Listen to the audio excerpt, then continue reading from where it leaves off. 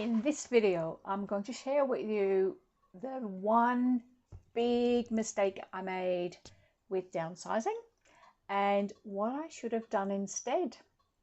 And the reason I want to share that with you is because if you are watching this and you're looking around your house and are going, the downsizing is what's stopping me from seriously pursuing living in a smaller space, or I am going to have to downsize in the nearish future, then I want to share with you these 3 steps and 2 tips. So a 3-step process plus 2 tips of things that I actually did that helped reduce the stress somewhat. But I want you to have that process so that you can de-stress around downsizing, because I don't think it needs to be as stressful as it was for me. Because I can promise you, once you have downsized and you live in the small space, you will not miss anything. I don't miss anything that I got rid of. Has not been a day in the last 18 months where I went, oh, I threw that out, or I donated or sold it. I wish I hadn't. I can't even remember all the stuff that I got rid of, and I certainly don't miss anything. My big mistake was that I didn't think that I had that much stuff, and so that the downsizing was going to be easy. Now, anybody who just does a little bit of the maths here, 3-bedroom house with a dining room and a living room and a laundry and a kitchen, plus a single car garage, plus a garden shed, into that smaller space. And you've seen my house, you've seen the space that I moved into. If you've watched my full tour, any person who does, you don't even have to be good at maths. I mean, obviously, unless I had nothing in that house, I would need to downsize. And let me tell you, I did not have an empty house. But for some reason, I thought it wasn't just, I didn't have that much stuff. And then from the moment that I paid the deposit and when I thought I would move into the tiny house, that was going to be about, at that point, I thought 18 months. So plenty of time to think about the little bits of stuff that I assumed I had.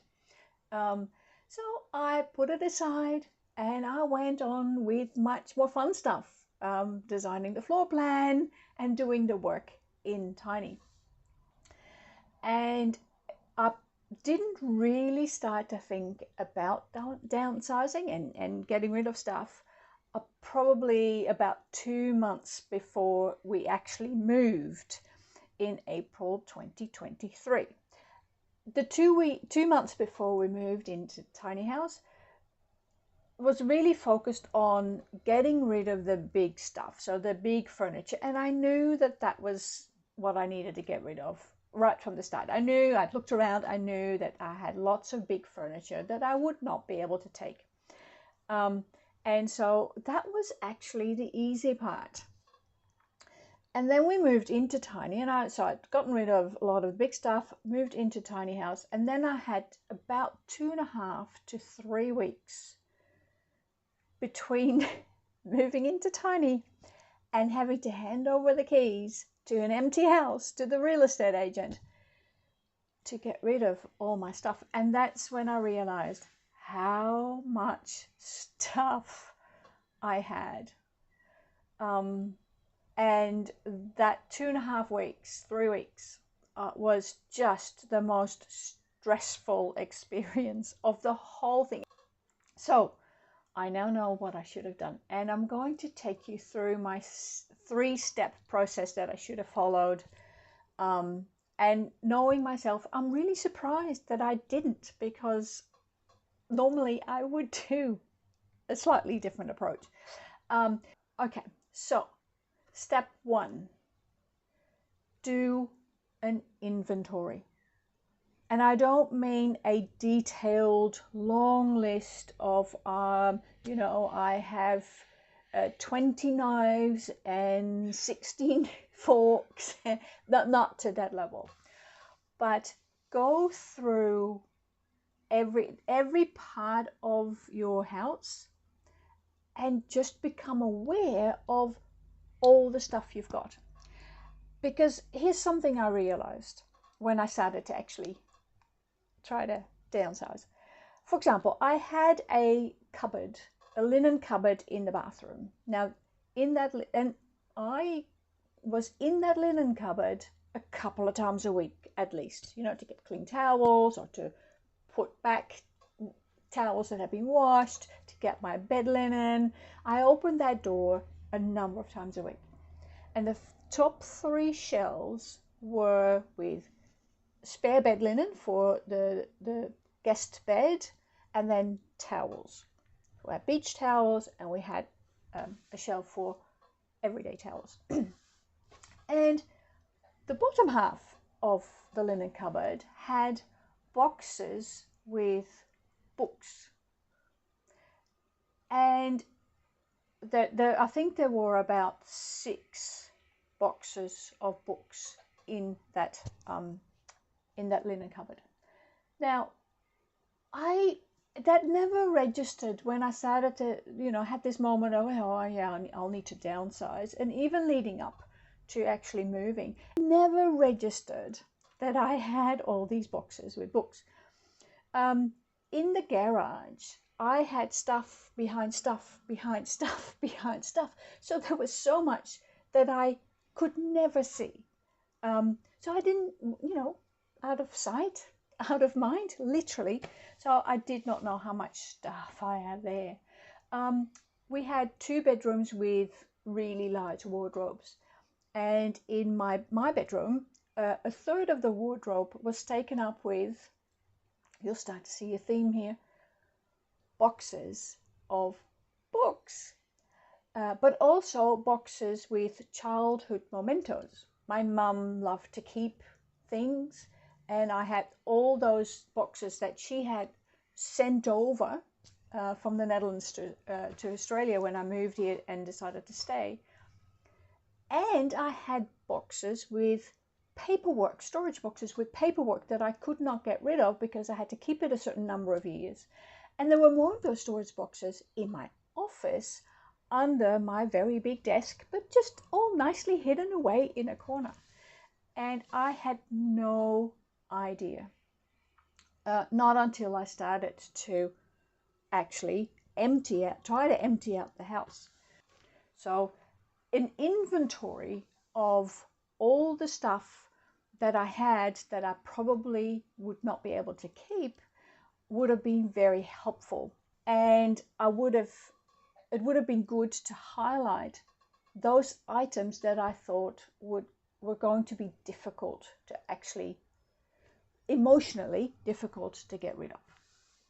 And that would have been books, absolutely. So yeah, so inventory of just a high level of just what stuff you have, and then also indicating what will be difficult to get rid of, what you think will have such an emotional attachment to, that you really need to be prepared and prepare yourself to do it. So that's step 1. Make an inventory of everything you have. Second step, plan. Create your downsizing project plan. And in that plan, there's a couple of things you need to decide. One is, how are you going to get rid of all your stuff? And 2, but when are you going to get rid of all that stuff?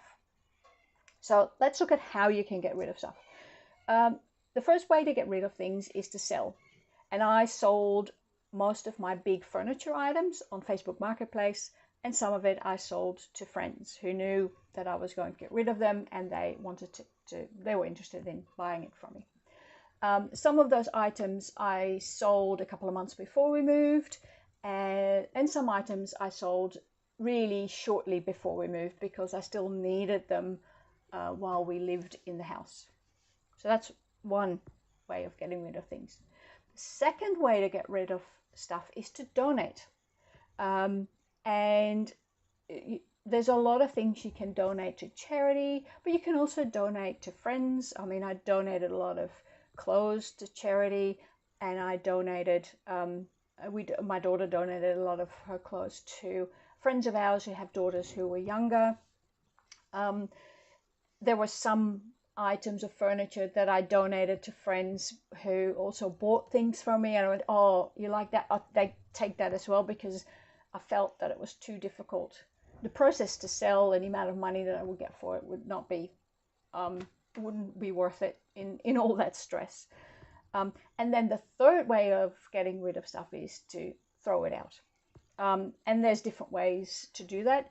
I wasn't able to throw things out responsibly, and that it still makes me feel uncomfortable.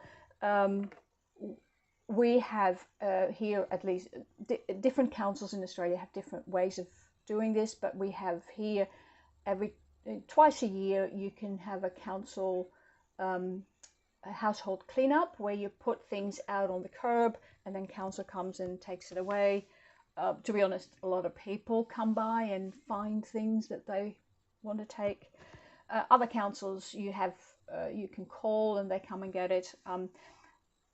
But there's a lot of things I could have gotten rid of that way, but because I wasn't prepared, I did one, which was we had one council pickup in March, so that was about a month before we moved. So I did manage to get rid of whatever I at that point knew I needed to throw out. But on the whole, I wasn't able to really throw out with any thought put into it. And I ended up with still a big pile of stuff that needed to go to the tip. And I had to hire someone to come with a truck and take that stuff and take it to the tip for me. But if you plan that, how you're going to get rid of things, it will be lots easier. So the hardest part for me, as I said, was my books. And I ended up chucking and donating, but that was not planned. But so that's step 2. You need a plan how you're going to get rid of it and when you're going to get rid of it. All right, the third step is once you've got your inventory and you've got your plan, now it is crucial that you chunk it down. Don't wait like I did till you have a short amount of time to do an awful lot of downsizing. If you've got your plan and you've got you know when things need to be done and what needs to be done, and you're clear on what's going to be tough, then start doing a little bit over a long period of time is much more manageable. And you know what? I think downsizing is a bit like training a muscle. If you do a little bit regularly, you actually start to find it gets easier. I think. Of course, I'm not speaking from experience at this point, because I did not chunk at all. Well, I chunked it all the way till the end. So if I knew that I had 18 months, if I'd done an inventory and a plan, then I could have tackled one area in the house once a month on a rainy day and just go through that linen cupboard that I stored so many interesting things in, or go through the garage over a couple of rainy days in a month and just see what was there and start to move things to the front that I could already get rid of, and some things that needed to be left till later or that weren't going to go at all to the back. I could have started doing some things already, which would have taken the pressure off dramatically. And to be honest, in hindsight, when I looked at all the stuff that I threw out, or donated, or sold, well, not sold. The things that I sold were the things that I was still using in the house. But I could have gotten through my books if I had done just a little bit at a time. That would have made it a lot easier than emotionally than what it ended up being. So you need a plan. You need an inventory. No, you need to know what you've got. You need to know. You need to confront yourself with all the stuff that you've got. And at that point, things are overwhelming. Then you make a plan. You make a plan of how you're going to get rid of things and when. And the more you can do start doing straight away, the better it will feel and the easier it will get. And then you chunk it down. You do little bits at a time. And that is in your plan when you can start to get rid of things. And I really think that would have, if I'd followed my own theoretical plan, I think that would have been so much more relaxed. Something still difficult, but I would have not had this enormous sense of pressure and stress in that 2.5, 3 weeks. So those are my 3 steps. Now there are 2 tips that I want to give you that I actually used that worked and made it a little bit less stressful. And the first tip is, and they were very handy when I went through all the mementos I had from childhood that my mum had saved, that was sent over, and that I hadn't looked at in yonks. And that was get someone else to go through it with you, someone who's not emotionally attached. And in this case, that was my daughter. And I didn't even on purpose, but I went through it, one of those boxes, and I said, "Oh, come and have a look what I found." And she came over, and it was a whole stack of finger paintings I had done in kindergarten. And she went, "They're all the same." And I went, no, these are finger paintings. I was little, I was 4 or 5. And she went, "Yeah, but they're all the same." And I looked at it again, and I went, "Yeah, they're all the same. Slightly different colors, but really all the same." And really, would I put them up somewhere? No.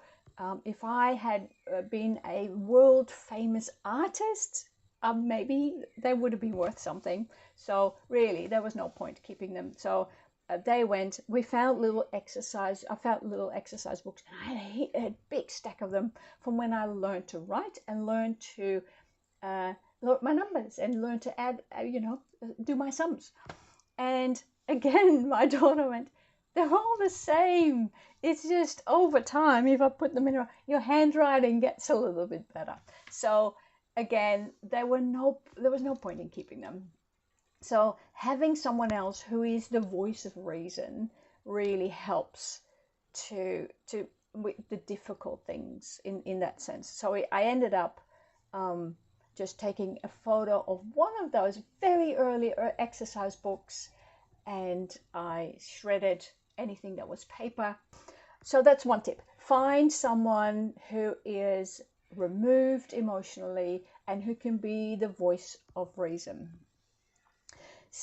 The second tip that, and I didn't plan for it, but it was sort of a out of desperation, and I was running out of time. I hired a storage unit. I hired the smallest storage unit that I could find, and I set to myself a 4-month period that I was able to have that storage unit, but in the 4 months it had to be empty. And I put anything in there that I hadn't worked out what to do with yet. And there were things like, there was lots of like camping gear, like my tent, but there were also other things that I had an old hand sewing machine, and I hadn't been able to decide what to do with it. That went in there. So there was a lot in there that I needed more time to go through. Now I think this tip is only necessary if you do it like I did, where you left it all to the last minute. If I'd gone through my three-step process, I'm pretty sure I would not have needed the storage unit. And in hindsight, I always also sort of felt, because it of course cost money, and in the end I paid more for the storage unit than I would have had to pay for a shed if I'd bought a shed and put it behind Tiny G and put things in there. So, but it can be sort of, it can give you a bit of breathing space in the last moment. To have a play, and I needed to buy or needed to pay for a storage unit, but maybe you know someone who's willing to give you a corner in their garage or something where you can put some things until you've really made up your mind. So that is my suggestion, my recommendation for de-stressing downsizing. And so, yeah, start downsizing, but be a bit more methodical about it than I was. Next week's video is based on something that happened to me last week. But I needed to process it a little bit to be able to make a video about it. And the video is about my tiny house in a flood and what happened. So make sure you watch. Bye.